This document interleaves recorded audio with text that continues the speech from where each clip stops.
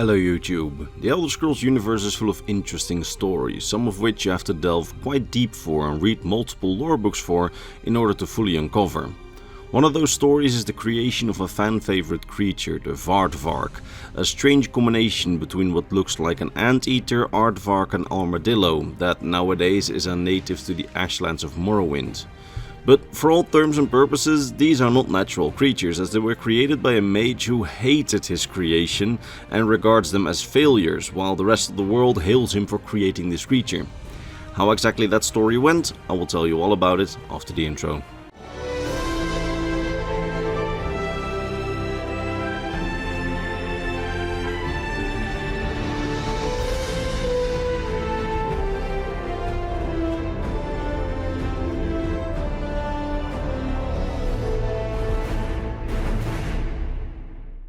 So, Telvanni mages. They're weird and they're an eccentric bunch. Some of them are among the wisest and cleverest people in all of Tamriel, and others, while really smart, are outright insane. Now, the mage that we're talking about today, the mage Varkenel, was a Telvanni magister somewhere in the Second Era. His field of expertise was the field of alteration, specifically it seems to have been genetic alteration and mutation magic, and during his lifetime he worked on an experiment with the aim of creating a new animal species, a small domestic predator, a little bit like a house cat, presumably to get rid of little creatures around the house just like a cat would. Now, that was his short-term plan with the creature. In the long term, he wanted to use this creature seemingly as some sort of genetic baseline platform to create more diverse creatures, with the creation of some sort of war beast as at least one of his end goals. It seems that he experimented with multiple creatures, trying to fuse them together into the ultimate domestic predator, likely using anteaters, aardvarks and armadillos for his base. Although we don't know the exact machinations of this experiment nor the exact origin species that he used, we do know that one of the eventual results was the modern day Vvardvar, a result which the mage Varkenel considered a failure and a point to completely start anew at and just wipe the slate clean and start a new document in Microsoft Office terms.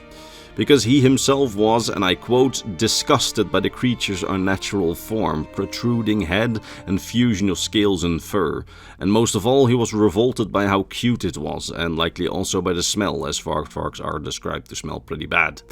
Now, it was his intention to then destroy the creature, throw it on the discard pile and start anew with his experiments. However, just before he could destroy it, his little daughter burst into his genetics lab and saw the creature. His daughter was then immediately endeared by this little creature, and when she hugged it and it licked her arm, she demanded to have the creature as a pet. Her father was quite dismayed by this, as he found the creature to be revolting and wanted to destroy it, but his daughter was relentless and in the end he couldn't say no. She was allowed to keep the creature and named it Master Scalytail. And not long after that, she then said that Master Scalytail was lonely, and thus she demanded for him to have a family. Varkenel said no, decisively, but to his daughter he seemingly couldn't say no again. So eventually Master Scalytail got a little family, and then this little family started breeding, and then this little family expanded. And some of this now not so little family escaped into the wilds on Varkenel.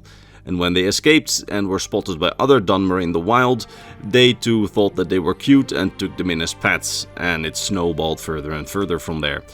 They made quite loyal pets, and they were able to eat and exterminate many bugs around the house, as they eat bugs, and they are quite affectionate towards their owners.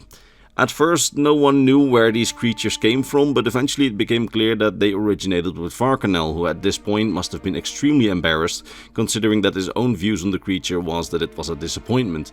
But there was no reason to be embarrassed, as the people of Morrowind love these creatures, and the creature fitted well into Vvardenfell's ecosystem and later mainland Morrowind's ecosystem.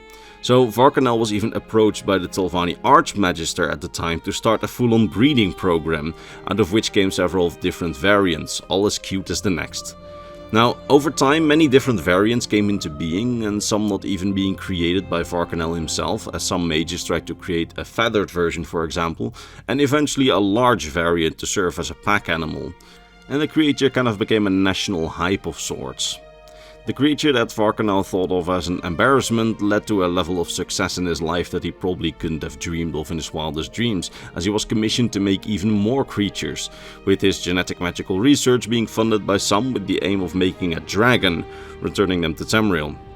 Now, Varkenel did several experiments which had to lead towards reintroducing the dragon to Tamriel, although this didn't lead to much success, as the best that he could do apparently was a reddish camel lizard at first, and then later, when he was provided with some real dragon parts to fuse into his research, he was able to create these scaled creatures like scaled bears and big cats with dragon-like features, as he was never able to create a true dragon. And even if he would have gotten closer, so made a creature that might have looked like a dragon a little bit, they wouldn't have been true dragons, obviously.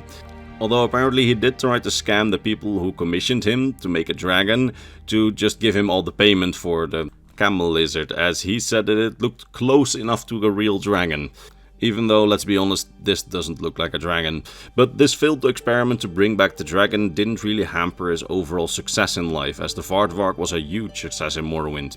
Now, by the late 2nd, early 3rd era, they populated almost all of Morrowind. However, unfortunately, these creatures were nearly all wiped out on Vvardenfell, at least by the Ash Blight in the 3rd era, which actually wiped out much of Vvardenfell's native ecosystem apparently. But there's no real reason to think that they might not still be alive on mainland Morrowind, and if we ever return to mainland Morrowind in a more recent timeline, there's no reason to think that we couldn't see them. Now, what exactly happened to the Mage Varkenel after this whole adventure with genetic experiments, we just really don't know, but I do find this story to be quite interesting and really entertaining to boot, as his biggest embarrassment in life led to his biggest success in life. And I also really personally enjoyed the fact that he tried to scam people in thinking that this is a dragon. Yeah, I don't know. I just found that to be really funny and I laughed while researching it. Anyway, quite a short story, but I still hope that you learned something about the Elder Scrolls lore and that you enjoyed the video. Now, if you learned something, do consider liking and hyping the video. It helps the channel out a lot. And now all that remains for me to be done is to vocally thank my top Patreon supporters: Mr. Bernardo Binda, Gabriel Binda, King Chris 20, Volkior Vargonia, RB Dash, Lexicon, Sword of Bushido, Rakai, Spaceman, Ranger, and James Lynch. It's thanks to these people and all the others on screen who are my lovely Patreon supporters and YouTube members that this channel stays alive and why I can take off time in my job to even make these Elder Scrolls lore videos. So huge thanks to them. Links are in the description if you want to join them and see your name on screen right now. With that being said, I will see all of you in the next Elder Scrolls lore video. Bye bye.